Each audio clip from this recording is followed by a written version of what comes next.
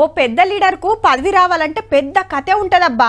Party ticket తెచ్చుకోవాలి, దానికి ముందు పబ్లిక్ల పతార వెంచుకోవాలి, ఖర్చులకు పైసలుండాలి, నామినేషన్ వేయాలి, జోరుగా తిరగాలి, స్పీచులు దంచాలి, ఓట్ల నాడు పైకం పంచాలి, మందు దాపాలి.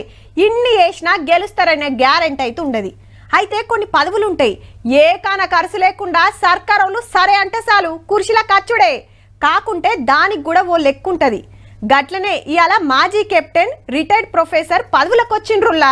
Mohammad Azizuddin Azharuddin, having been nominated a member of the Legislative Council. Right. మంత్రి అజారుద్దీన్ సారిగా ఎమ్మెల్సీ కూడా ఏ పదవిలో లేకుండానే మినిస్టర్ అయింది కాబట్టి 6 నెలల లోపల ఎమ్మెల్యేనో ఎమ్మెల్సో కావాలనేది రూలు. దానికి ఇంకో 3 రోజులే టైం ఉండే. ముందే గవర్నమెంట్ వాళ్ళ గవర్నర్ కోటాల సార్ పేరు పంపితే మొన్ననే ఓకే అయ్యింది, ఇలా ప్రమాణం చేసిండు అన్నట్టు.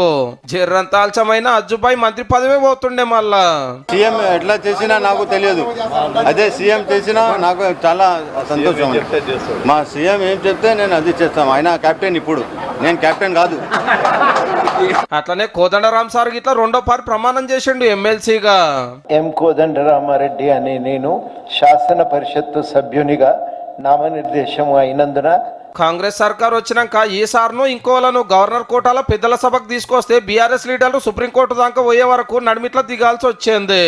అయితే ఇంకా మళ్ళొక పారి కోదండరామ్ సార్ను అజారుద్దీన్ సార్ను మండలికి పంపాలని గవర్నర్ సార్ కు ఫైల్ పంపితే సరే అని ఇప్పుడు సంతకం పెట్టినందుకు మళ్ళొక పారి ఎమ్మెల్సీ అయింది అన్నట్టు. మంత్రి పదవి మీద ఏం ఆశ లేదు, పబ్లిక్ తరఫున కొట్లాడుతా అంటున్నాడు. 2014 నుంచి ఇప్పటి వరకు ఏ రకంగానైతే మేము నిలబడి పనిచేసినాము, అనేక ఒత్తిళ్ల నడుమ, అనేక దాడుల నడుమ, అనేక కేసులు పెట్టినప్పటికీ కూడా మేము నిలబడి పనిచేసినామో అదే రకంగా అదే నిబద్ధతతో మేము భవిష్యత్తులో కూడా కొనసాగుతామని శాసన మండలిలో చైర్మన్ గుత్తా సుఖేందర్ రెడ్డి సార్ చేపించిన ఈ కార్యానికి సీఎం రేవంత్ రెడ్డి సారు కొందరు మంత్రులు వచ్చి ఇద్దరికి శుభాకాంక్షలు చెప్పిండ్రు. అప్పటి తెలంగాణ జేఏసీ లీడర్ కు పదవచ్చుడే కాదు, ప్రతి ఒక్క ఉద్యమకారునికి న్యాయం జరిగేటట్టు సర్కార్ తోటి మాట్లాడుతా అంటున్నాడు. చూడాలి మరి ఏమైతుందో.